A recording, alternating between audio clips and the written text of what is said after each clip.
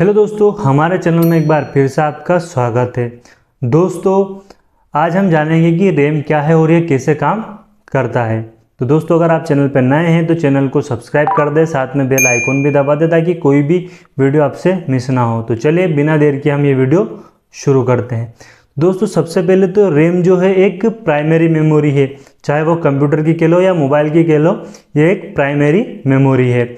यह memory computer में भी यूज़ होती है और मोबाइल में भी यूज़ होती है। रैम का अगर फुल नेम देखें हम तो रैम का फुल नेम है रैंडम एक्सेस मेमोरी।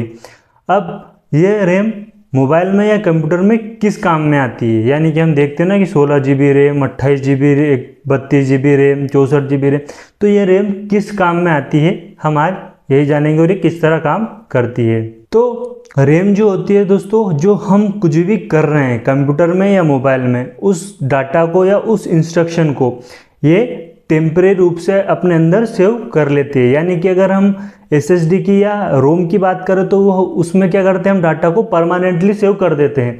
लेकिन जो रैम होती है, जो हमारे द्वारा इंस्ट्रक्शन दिया जा रहा है मोबाइल को, उस डाटा को केवल टेम्परेरी रूप से सेव करती है। यानी कि जो भी हम मोबाइल में अभी कर रहे हैं उसको क्या करती है, अपने अंदर स्टोर कर लेती है, उसको टेम्परेरी रूप से अपने अंदर स्टोर कर लेती है। जो भी इंस्ट्रक्शन हम मोबाइल में दे रहे हैं या कंप्यूटर में दे रहे हैं, उसको केवल टेम्परेरी रूप से उस इंस्ट्रक्शन को, उस डाटा को अपने अंदर सेव कर लेती है और हमको तुरंत ही उस डाटा का एक्सेस दे देती है। यानी कि जो सॉफ्टवेयर हम चला रहे हैं, जो एप्लीकेशन हम यूज़ कर रहे हैं, उसका जो डाटा है वो टेम्परेरी रूप से कहाँ पर स्टोर होता है, वो रैम में ही स्टोर होता है। अब यह उस डाटा को सेव करने के लिए इलेक्ट्रिकल पार्ट्स का उपयोग करती है, जो इसके अंदर कैपेसिटर दिए गए हैं उनका उपयोग ये करती है।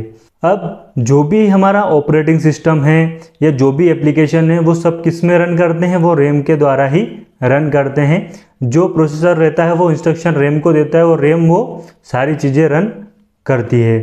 अब दोस्तों, जो भी डाटा हम रैम में यूज़ करते हैं वो टेम्परेरी डाटा होता है, मैंने पहले भी बताया। तो अब जैसे ही कंप्यूटर बंद करोगे या फिर आपका मोबाइल बंद करोगे, तो जो भी डाटा आपने रैम में सेव किया, यानी जो भी डाटा, जो भी इंस्ट्रक्शन आप अभी तक दे रहे थे, वो तुरंत खुल रहा था। लेकिन जैसे ही आप मोबाइल बंद कर दोगे या फिर आपका कंप्यूटर बंद कर दोगे, तो रैम से जो डाटा है वो सारा हट जाएगा। क्योंकि रैम क्या है, टेम्परेरी मेमोरी, यानी कि जब तक आप उसको यूज़ कर रहे हैं तब तक ही वो डाटा को स्टोर करके रखती है, उसके बाद उस डाटा को हटा देती है अपने स्टोरेज के अंदर से। अगर आप उस डाटा को परमानेंटली स्टोर करना चाहते हो तो उसको आप कहाँ सेव कर सकते हो, आप उसको SSD या रोम में सेव कर सकते हो। यानी जो भी इंस्ट्रक्शन मोबाइल में या कंप्यूटर में एक यूजर्स द्वारा अपने प्रोसेसर को दिए जा रहे हैं, प्रोसेसर उस इंस्ट्रक्शन को रैम को देता है, वो रैम सारे डाटा को अपने अंदर स्टोर करती चली जाती है। आप देखते होंगे जब भी आप ज़्यादा से ज़्यादा एप्लीकेशन खोलते हैं तो आपका मोबाइल या आपका कंप्यूटर स्लो होता चला जाता है। क्यों?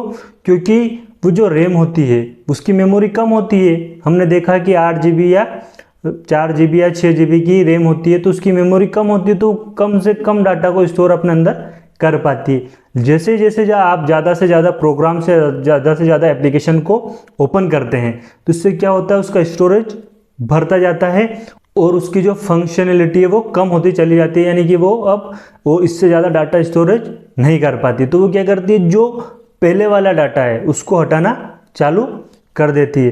तो कई बार देखते हैं कि हमने कोई भी एप्लीकेशन खोल रखी है, लेकिन उसका जो हम डाटा देखते हैं तो वो हट जाता है, अगर हम ज़्यादा ज़्यादा जो ऐप्स है वो खोल लेते हैं तो क्या करती है, रैम अपने आप जो पुराना डाटा है उसको फिर से हटाती चली जाती है, ताकि जो नया आने वाला डाटा उसको वो स्टोरेज कर सके। तो ऐसे ही ये रैम काम करती है।